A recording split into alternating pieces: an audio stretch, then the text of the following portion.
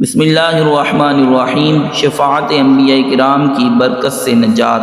حضرت جابر رضی اللہ تعالی عنہ سے روایت ہے کہ سیدنا رسول اللہ صلی اللہ علیہ وسلم نے ارشاد فرمایا، یفتقد اہل الجنت ناسا کانوا یعرفونہم فی الدنیا فیأتون الانبیاء فیذکرونہم فیشفعون فیہم فیشفعون فیقال لہم الطلقاء وکلہم طلقاء یصب علیہم ماء الحیاء۔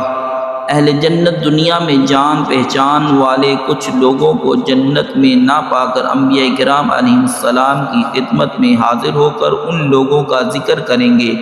انبیاء کرام علیہ السلام ان کی شفاعت کریں گے اور ان کی شفاعت مقبول ہوگی۔ ان نجات پانے والوں کو طلقاء آزادی پانے والے کہا جائے گا، اور وہ سب آزادی پانے والے ہوں گے۔ ان پر آب حیات ڈالا جائے گا تاکہ جہنم کی آگ سے متاثر ہونے والے اعضاء صاف شفاف ہو جائیں۔